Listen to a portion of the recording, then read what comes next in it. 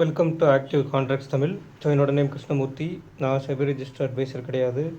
இந்த வீடியோ உங்களுக்கு ஒரு எஜுகேஷ்னல் பர்பஸ்க்காக மட்டுமே. ஸோ நேற்றுக்கு நம்ம லைவில் சொல்லியிருந்தோம்.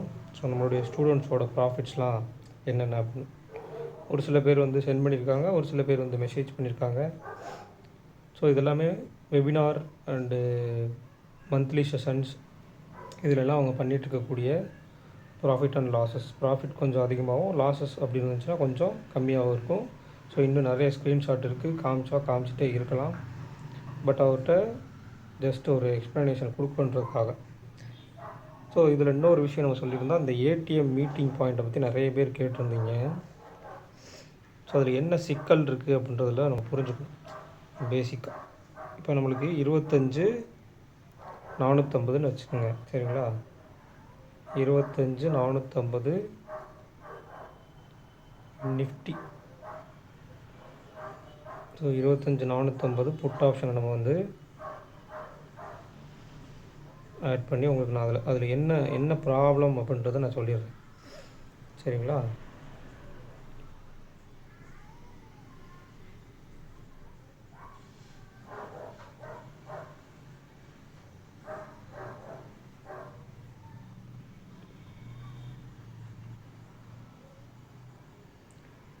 இதில் என்ன ப்ராப்ளம் இந்த ஒரு விஷயத்தில் அப்படின்னு கேட்டிங்க அப்படின்னா, நீங்கள் வெறுமனே மீட்டிங் பாயிண்ட் மட்டும் பார்த்துட்டு இருந்தீங்க அப்படின்னா உங்களால் வந்து ட்ரேடை எடுக்க முடியாது, சரிங்களா? மேலே இருக்கக்கூடியது நம்மளுக்கு call option and put option ரெண்டும் ஒரே சார்ட்டில் நான் வச்சுருக்கேன். ஸோ இதில் மீட்டிங் பாயிண்ட் நீங்கள் பார்த்து ஒருத்தர் மேலே போகிறாங்க, ஒருத்தர் கீழே வர்றாங்கன்னு நீங்கள் அந்த ஒரு விஷயத்தை நீங்கள் எடுத்தீங்க அப்படின்னாலே ஓவரால் உங்களுக்கு என்ன ஆகிருக்கும், லாஸ் ஆகிட்டே தான் இருக்கும். பட் இதை வச்சு நம்ம என்ன தெரிஞ்சுக்கலாம் அப்படின்னா, ப்ரீமியம் வந்து அப்ரிஷியேட் ஆகுதா இல்லை டிகே ஆகுதா, ப்ரீமியத்துக்கு இன்னும் ஆடட் ப்ரீமியம் கூட்டுறாங்களா இல்லை குறைக்கிறாங்களான்னு மட்டும்தான் பார்க்க முடியும். அதை வச்சு உங்களால் ட்ரேட் எடுக்க முடியாது, சரிங்களா? இங்கே போக போக குறைஞ்சிருக்காங்கன்ற ஒரு விஷயத்தை தான் நம்ம பார்க்க முடியுமே தவிர அதை வச்சு நீங்கள் ட்ரேடை வந்து எக்ஸிக்யூட் பண்ண முடியாது. அப்போ ட்ரேடை எக்ஸிக்யூட் பண்ணுறதுக்கு நம்ம என்ன பண்ணலாம், முதல்ல நீங்கள் சினாரியோ என்னென்னு அனலைஸ் பண்ணணும், சரிங்களா? மார்க்கெட் சினாரியோனா என்ன, எந்த மாதிரி சினாரியோவில் மார்க்கெட் வந்து அமைஞ்சிருக்கு அப்படின்றத ஃபஸ்ட்டு நீங்கள் தெரிஞ்சுக்கணும். நம்ம என்ன சொல்லுவோம், எப்பயுமே ஒரு லோ டு ஹை மார்க்கெட் முடிச்சிருக்காங்க அப்படின்னா, தெரியாதவங்க தெரிஞ்சுக்கோங்க, ஒரு லோ டு ஹை முடித்து ஒரு ப்ரீவியஸ் க்ளோஸ்க்கு மேலே முடிச்சிருக்காங்க அப்படின்னா அடுத்த நாள் அந்த லோவை கட் பண்ணுறதுக்கு சான்சஸ் கம்மி, ஃபஸ்ட்டு விஷயம், சரிங்களா? அதே மாதிரி எஸ்டர்டே ஹைக்கு மேலே சஸ்டெயின் ஆகலை அப்படின்னாலே என்ன ஆயிடுச்சோம், அப்போ லோவை கட் பண்ண வரமாட்டாங்க, எஸ்டர்டே ஹைக்கு மேலேயும் போக மாட்டாங்க. அப்போ அந்த இடத்துல என்ன ஒரு சைட் பேஸ் மார்க்கெட்டுக்குள்ளே போகும்.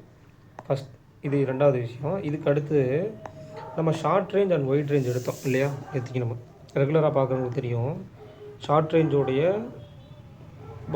ஷார்ட் எட்ஜோட பாட்டம் வந்து 25,400, ஷார்ட் எட்ஜோட டாப் வந்து 25,500. இப்போ ஓப்பன் அப்படின்றது எங்கே வச்சுருக்காங்கன்னா, கரெக்டாக மிட் பாயிண்ட்டில் 25,450 நியர்பை தான் நம்மளுக்கு ஓப்பனே வச்சுருக்குறாங்க. அப்போ ஓப்பனான மார்க்கெட் ஏதோ ஒரு சம் எட்ஜு போய் அங்கேருந்து இந்த பக்கம் போனாலும் உங்களுக்கு எவ்வளோ 50 பாயிண்ட்ஸ் தான். அப்போ ஏதோ ஒரு எட்ஜை கட் பண்ணாலோ இல்லை அங்கேருந்து ரிவர்ஸ் ஆனாலோ நம்மளுக்கு அது ஒரு என்ட்ரியாகவே இருக்கும், சரிங்களா? பையர்ஸுக்கும் சரி செல்லர்ஸுக்கும் சரி. செல்லர்ஸ் வந்து ஆல்மோஸ்ட் ஒரு 1 ஹவர் நீங்கள் அப்புறம் நீங்கள் பார்த்தீங்க அப்படின்னா ஈஸியாக நம்ம ஸ்ட்ராங்கிளோ போட்டு உட்காந்துடலாம். பட் பையர்ஸுக்கு வந்து இந்த ரெண்டு ரேஞ்சில் ஏதோ ஒரு ரேஞ்சை போய் அவங்க ரீச் அவுட் பண்ணணும்.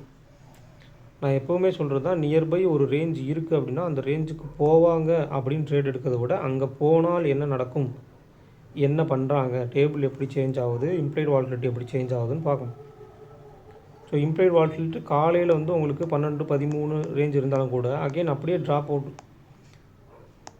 இம்ப்ளைட் வால்டிலிட்டி ட்ராப் அவுட் ஆகணுன்னு என்ன ஆகிறாங்க, ஒரு சைட் பேஸ்க்குள்ளே போயிடுறாங்க. முக்கியமாக வந்து 25,400 ஒரு ஸ்ட்ராடலாகவும் அண்ட் 25,450 ஒரு ஸ்ட்ராடலாகவும் அமைஞ்சிடறாங்க, சரிங்களா? ஓப்பன் 450 வச்சு 400 வரல, திருப்பி எஸ்டர்டே ஹையை பிரேக் பண்ணி 500ம் போகலை.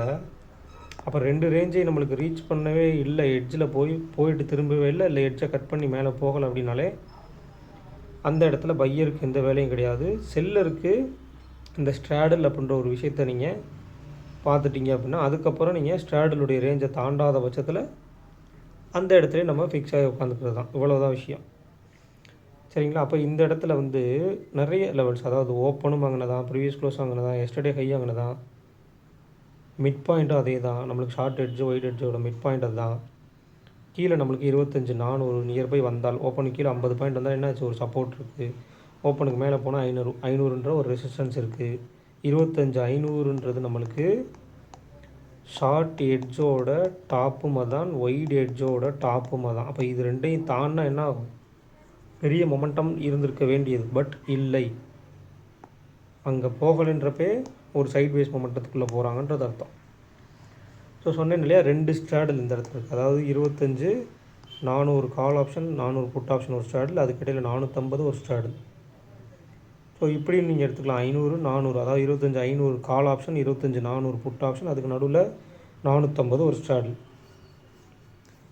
ஒரு நெருக்கமான ஒரு ரேஞ்சை க்ரியேட் பண்ணும்போது அதுக்குள்ளே தான் இருக்காங்க மார்க்கெட். அப்போ ஓவரால் இன்றைக்கி நம்மளுக்கு ஹை டு லோ ஒரு 82 சம்திங் அந்த ரேஞ்சில் தான் இருக்காங்க.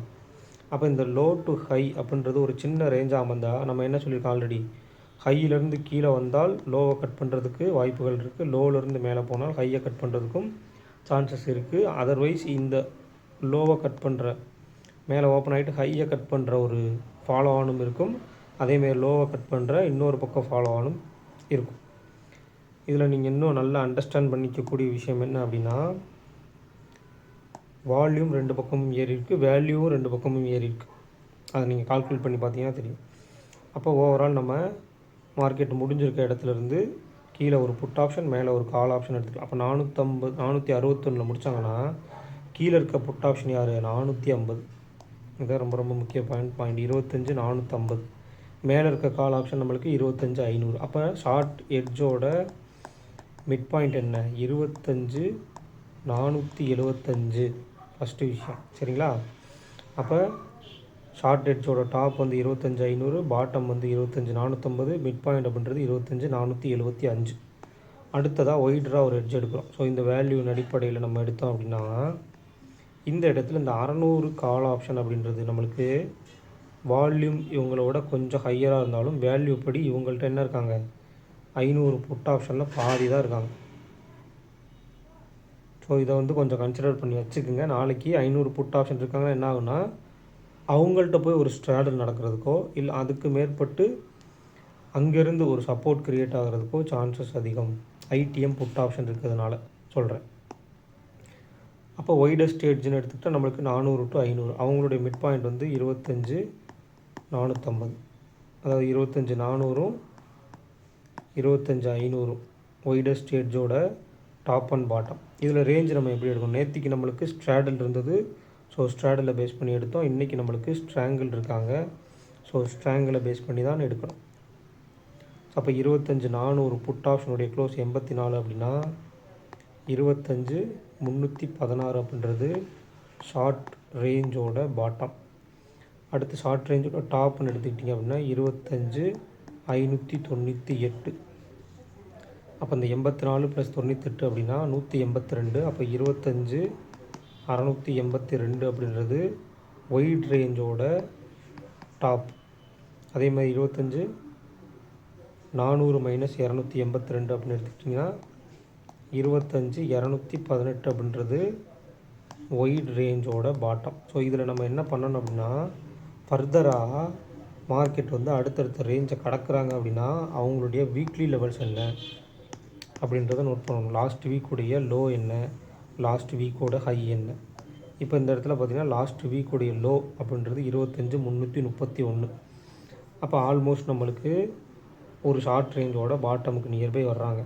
அப்போ நாளைக்கு உங்கள் ஓப்பனுக்கு கீழே, ப்ரீவியஸ் க்ளோஸ்க்கு கீழே, எஸ்டர்டே லோவுக்கு கீழே நின்னால் அங்கே வர்றதுக்கு சான்சஸ் இருக்கா, அதுக்குண்டான ஐவி அவங்களுக்கு இருக்கா அப்படின்றதெல்லாம் நம்ம அனலைஸ் பண்ணி பார்த்துட்டு, ஸோ அதை ஃபாலோ ஆனால் போகிறாங்கன்னா அப்போ தான் நீங்கள் போய் ஒவ்வொரு ஸ்ட்ரைக் ப்ரைஸ்லேயும் ஏடிஎம் வந்து மீட் ஆகிட்டு அந்த ரேஞ்சை தாண்டுற வரைக்கும் மீட்டிங் ஆகி போகிறாங்களான்னு பார்க்கணும். அதை விட்டு ஆரம்பத்திலே நீங்கள் போய் அந்த மீட்டிங் பாயிண்ட்டை பார்த்தீங்க அப்படின்னா, காலையிலே நீங்கள் மீட்டிங் பாயிண்ட்னா நீங்கள் 25,400 கால் ஆப்ஷன் இல்லை 450 கால் ஆப்ஷன் புட் ஆப்ஷன் எடுத்து வச்சுட்டு அதில் 2 பேர் மீட் பண்ணி ஒருத்தர் போகிறாங்கன்னு சொல்லி அவங்கள பை பண்ணிங்கன்னா சொத்துன்னு உங்களுக்கு வந்து ஸ்டாப் லாஸ் அடிக்கும். இதுதான் நடந்திருக்கும். இதை கொஞ்சம் ஹார்ஷாக சொல்கிறேன்னு சொல்ல வேணாம், அதுதான் நிறைய பேர் பண்ணிகிட்ருக்காங்க. சரிங்களா? அந்த இடத்துல காலையிலே நீங்கள் எடுத்துக்கங்க. ஓப்பன்லேயே நீங்கள் வந்து 450 ஒரு 5 மினிட்ஸ் கழிச்சு 450 கால் ஆப்ஷன் ஓகே. மீட்டிங் பாயிண்ட்டில் 2 பேரும் மீட் ஆகிட்டு என்ன பண்ணிட்டாங்க, 450 கால் ஆப்ஷன் மேலே போயிடுச்சு அப்படின்னு நீங்கள் எடுத்திங்கன்னா மார்க்கெட் வந்து 25 480 480 வரைக்கும் போயிட்டு திருப்பி வந்து உங்களுடைய என்ட்ரிக்கு வந்து ஸ்டாப் லாஸ் அடிச்சுட்டு போயிடும். இல்லை மீட்டிங் பாயிண்ட் மறுபடியும் கீழே புட் ஆப்ஷன் வராங்க, நீங்கள் இந்த இடத்துல புட் ஆப்ஷன் எடுத்துருந்தீங்கன்னா திருப்பி மேலே போய் உங்களுக்கு புட் ஆப்ஷனில் ஸ்டாப் லாஸ் அடிக்கும். முதல்ல சினாரியோ என்னென்னு அண்டர்ஸ்டாண்ட் பண்ணிக்கிங்க. அதுக்குள்ளே ஆக்டிவ் கான்ட்ராக்ட்ஸில் என்னென்ன லெவல்ஸு வச்சுருக்காங்கன்றதை பாருங்கள். அதுக்கப்புறம் போய் மீட்டிங் பாயிண்ட் பாருங்கள். மீட்டிங் பாயிண்ட்டு நீங்கள் ஒரு ட்ரேட் எடுத்ததுக்கப்புறம் கன்ஃபர்மேஷன் பண்ணி ஒரு ட்ரேட் எடுத்ததுக்கப்புறம் ஃபாலோ ஆனுக்கு மட்டும்தான் பார்க்கணும். அதை வச்சு ட்ரேட்லாம் எடுக்க முடியாது. ஸோ அடுத்ததாக இம்ப்ளைடு வால்டிலிட்டி அப்படின்னு பார்க்கும்போது நேற்றுக்கு க்ளோசிங்கில் இருந்ததை விட இன்றைக்கி ஒரு சின்ன சேஞ்ச், 2 பக்கமும் ஈவனாக இருக்காங்க. 12 காலையில் கால் சைடு கொஞ்சம் ட்ராப் அவுட் ஆகிருந்தது, பட் அகெயின் க்ளோசிங்கில் கொஞ்சம் கொடுத்துக்கிறாங்க. ஸோ அடுத்ததாக பேங்க் நிஃப்டி நம்மளுக்கு 57,000 ஸ்டாடில் அப்படின்ற மாதிரி தான் இருந்தாங்க. நியர்பை இன்றைக்கும் அதே ரேஞ்ச் தான், நம்மளுக்கு 56,950 57,000 ஸ்டாடில். அதன் அடிப்படையில் தான் முடிச்சுக்கிறாங்க. ஸோ இவங்களோட ப்ரீமியத்தின் அடிப்படையில் நீங்கள் ரேஞ்ச் எடுத்திருந்தாலும் அட் த சேம் டைம் ஒரு லோவின் அடிப்படையிலும் ரேஞ்ச் எடுக்கணும். ஏன்னா இது monthly expiry. So monthly expiry அப்படின்றப்ப ஒரு ப்ரீமியத்தை டைம் வேல்யூ நிறையா இருக்கும். ஸோ டைம் வேல்யூ நிறையா இருக்கும் பட்சத்தில் அவங்கள லோவில் இருந்தே செல் பண்ணியும் கொண்டு போவாங்க. அதனால தான் நம்ம லோவை பார்க்க சொல்கிறோம். அட் த சேம் டைம் ஒரு 500 ஸ்ட்ரைக் ப்ரைஸ் இல்லாமல் நியர்பை 500க்கும் 1000க்கும், அதாவது 56,500 அப்படின்னா மேலே 57,000 அப்படின்னா இதுக்கு இடைப்பட்ட ஸ்ட்ரைக் ப்ரைஸஸ்லாம் யார் உள்ளே வர்றாங்கன்னு பார்க்கணும்.